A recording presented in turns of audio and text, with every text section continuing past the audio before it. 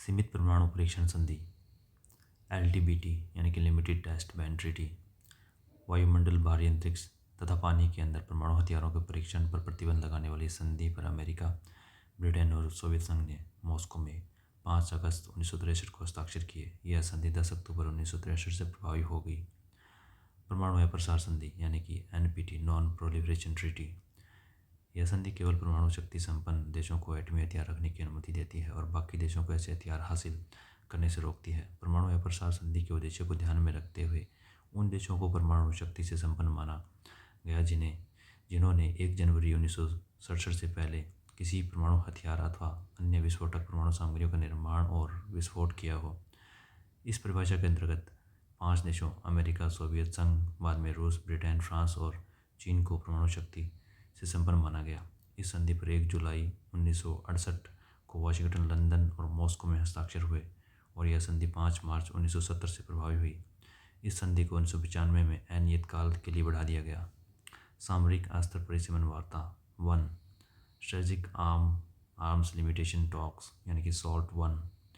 सामरिक अस्त्र परिसीमन वार्ता का पहला चरण 1969 के नवंबर में प्रारंभ हुआ। सोवियत संघ के नेता लियोनार्ड ब्रेजनेव, अमेरिकी राष्ट्रपति रिचर्ड निक्सन ने मॉस्को में 26 मई 1972 को निम्नलिखित समझौते पर दस्तखत किए।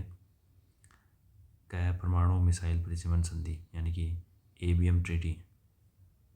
ख सामरिक रूप से घातक हथियारों के परिसीमन के बारे में अंतरिम समझौता। ये 3 अक्टूबर 1972 से प्रभावी हुए। सामरिक अस्त्र परिसीमन वार्ता 2 स्ट्रेटेजिक आर्म लिमिटेशन टॉक्स 2। वार्ता का दूसरा चरण 1972 के नवंबर महीने में शुरू हुआ।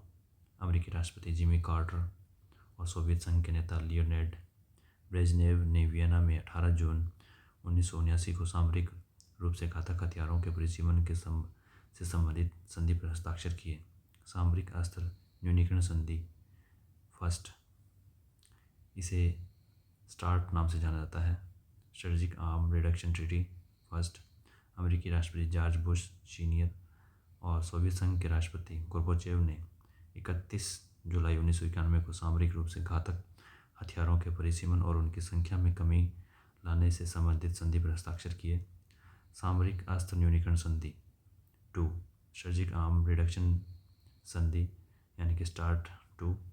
सामरिक रूप से घातक हथियारों को सीमित करने और उनकी संख्या में कमी करने से संबंधित इस संधि पर रूसी राष्ट्रपति बोरिस येल्त्सिन और अमेरिकी राष्ट्रपति जॉर्ज बुश सीनियर ने मॉस्को 3 जनवरी 1993 को हस्ताक्षर किए। धन्यवाद।